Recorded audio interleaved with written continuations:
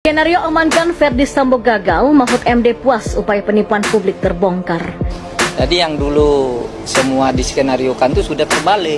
Semua dulu kan katanya tembak-menembak, sekarang tidak ada tembak-menembak. Yang ada sekarang pembunuhan.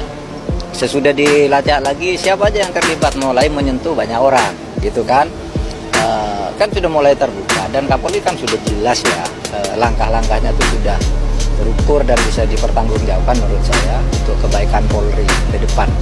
Motif penembakan tersebut apa dan kenapa? Tetapi jika dikatakan pelecehan di sini, itu harus di cross check karena yang menyatakan itu kan bermasalah semua dan sekarang sedang diperiksa, gitu. Kalau memang mau ngomongin pelecehan seksual, apa buktinya? Dan itu bukti-bukti yang udah dihilangin, ambil lagi semua, tinggal periksa Polda data recordnya, ya, buka. Jadi nggak tuduh-tuduh pelecehan-pelecehan seperti ini, apalagi narasi-narasi sudah direkayasa semua ya. Hal yang tentu penyidik pasti akan menggali lebih lanjut ya, karena kan fakta yang ada dalam peristiwa meninggalnya korban yaitu Brigadir J ini adalah korban meninggal dunia. Ya, korban meninggal dunia ini adalah satu fakta yang tidak bisa ditambah, tidak bisa dikurang. Perkara motifnya apa itu nanti penyidiklah yang akan kemudian menggali lebih lanjut mengenai motif-motif terjadinya suatu tindak pidana tersebut. Apapun yang kemudian menjadi motif itu saya kira kita semua harus siap loh. Jadi kalau kembali kepada tim pengacara ya, mengatakan bahwa buka saja. Kalau nanti kemudian lalu ada misalnya ada motif yang kemudian lalu agak mengimplikasi pada korban Brigadir J, ya kita juga harus siap loh dalam rangka menerima kenyataannya.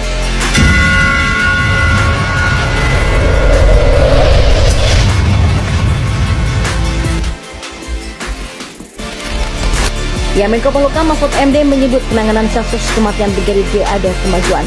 Menurutnya berkat dukungan dan sorotan publik, Polri mampu secara transparan dan terukur mengungkapkan kasus pembunuhan ini. Bahkan peristiwa yang semula diduga diskenariokan sudah terungkap kebenarannya.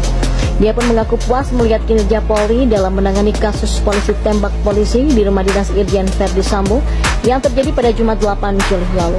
Belakangan diketahui ternyata semua klien yang dibeberkan tersangka sebelum menjadi justice kolaborator dalam kasus ini adalah omong kosong. Pembunuhan Brigadir J ini dibuat skenario bahwa Brigadir J ditembak karena melakukan pelecehan seksual kepada istri Verdi Sambo. Hal ini terungkap setelah tersangka Baradae bekerja sama dengan penegak hukum demi mengungkapkan kebenaran kasus tersebut. Dikutip dari Warta Kota Dakwah, Mahfud MD mengatakan pengusutan kasus penembakan Brigadir J memang harus hati-hati. Lebih lanjut, Mahfud membenarkan bahwa dalam kasus ini sudah ada 3 orang tersangka. Menurutnya penanganan kasus kematian Brigadir J ini sudah ada kemajuan dan diketahui sebelumnya Kapolri telah menetapkan 2 tersangka dalam kasus penembakan Brigadir J tersebut. Sementara itu, Mahfud MD menekankan pada pasal yang disangkakan terhadap Brigadir R, yakni pasal 340 KUHP tentang pembunuhan berencana. Pasal tersebut akan menjangkau peran yang lebih luas. Kini, Irjen Polisi Verdi Sambo telah ditetapkan sebagai tersangka atas kasus tewasnya Brigadir J. Kasus penembakan Brigadir J yang terjadi di kediaman Irjen Verdi Sambo kini menemukan fakta yang baru. Kapolri Jenderal Polisi Listio Sigit Prabowo mengatakan tim sus melakukan pendalaman laporan awal tembak menembak Brigadir J dan Baradae ditangani oleh Polres Metro Jakarta Selatan, di mana pada saat pendalaman dan olah TKP ditemukan ada hal yang menghambat penyelidikan dan kejanggalan-kejanggalan seperti hilangnya CCTV dan lain-lain sebagainya, sehingga muncul ada dugaan ditutupi dan direkayasa. Dalam rangka membuat terang, tim sus melakukan pendalaman dan ditemukan adanya upaya-upaya untuk menghilangkan barang bukti, rekayasa, menghalangi proses penyelidikan hingga penanganan menjadi lambat. Tindakan tidak profesional saat olah TKP dan penyerahan Brigadir J itulah yang membuat berat. Untuk itu Kapolres Metro Jakarta Selatan, Karopaminal, Kadifropam Polri dinonaktifkan dan dimutasi dan kini dilakukan pemeriksaan pencarian. Listio pun menambahkan ada juga 25 personil dan bertambah menjadi 31 personil yang diperiksa. 11 personil Polri ditempatkan di tempat khusus dan ini kemungkinan masih bisa bertambah. Tim khusus telah mendapatkan titik terang melakukan proses penanganan. Ditemukan perkembangan baru, tidak ditemukan fakta peristiwa tembak-menembak seperti yang dilakukan sejak awal. Tim khusus menemukan bahwa peristiwa penembakan yang terjadi terhadap Brigadir J yang mengakibatkannya meninggal dunia dilakukan oleh RE atau Baradae atas perintah dari FS. Kemudian untuk seolah-olah tembak-menembak dilakukanlah penembakan senjata Brigadir J ke dinding berkali-kali.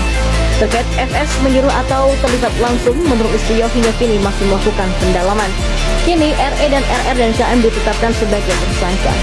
Sementara Kabar Eskrim Polri Komjen Polisi Agus Andrianto mengatakan telah melaksanakan analisa terkait pemeriksaan atau otopsi dan kini telah menetapkan 4 orang tersangka yaitu Baradae atau Baradae, Brigadir RR, KM dan juga Irjen Verdi Sambo.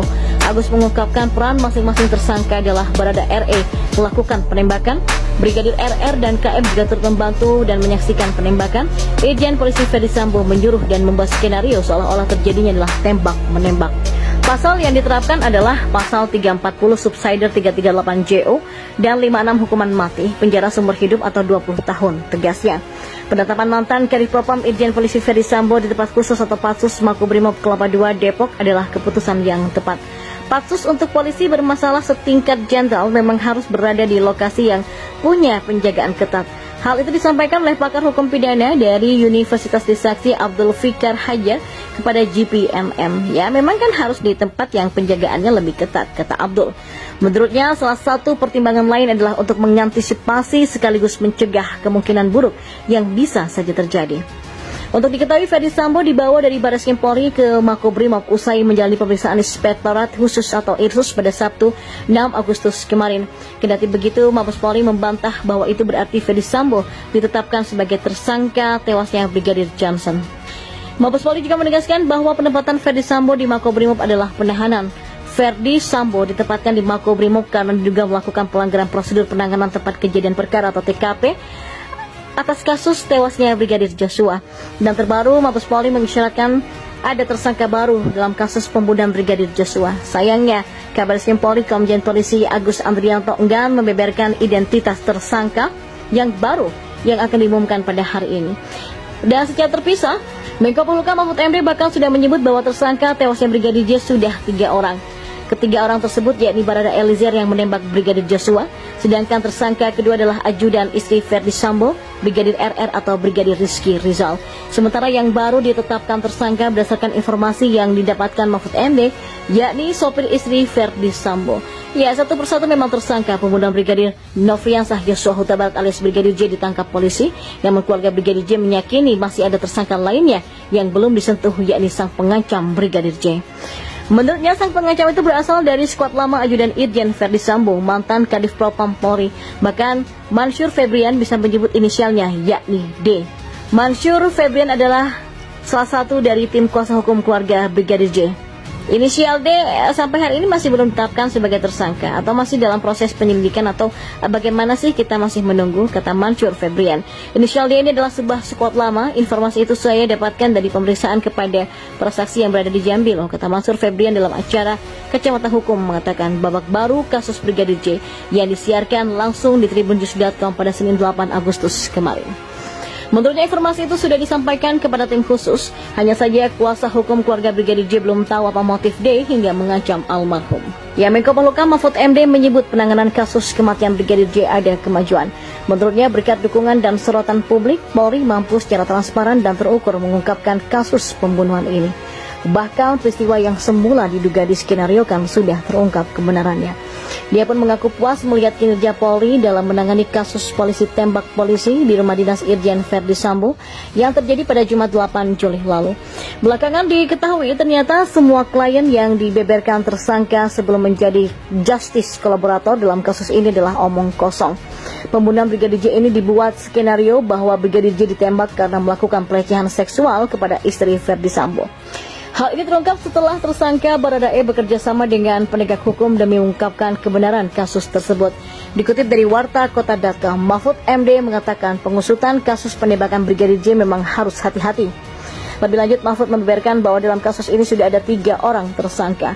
Menurutnya penanganan kasus kematian Brigadir J ini sudah ada kemajuan dan diketahui sebelumnya Kapolri telah menetapkan 2 tersangka dalam kasus penembakan Brigadir J tersebut. Sementara itu, Mahfud MD menekankan pada pasal yang disangkakan terhadap Brigadir R, yakni pasal 340 KUHP tentang pembunuhan berencana. Pasal tersebut akan menjangkau peran yang lebih luas. Kini, Irjen Polisi Verdi Sambo telah ditetapkan sebagai tersangka atas kasus tewasnya Brigadir J. Kasus penembakan Brigadir J yang terjadi di kediaman Irjen Verdi Sambo kini menemukan fakta yang baru.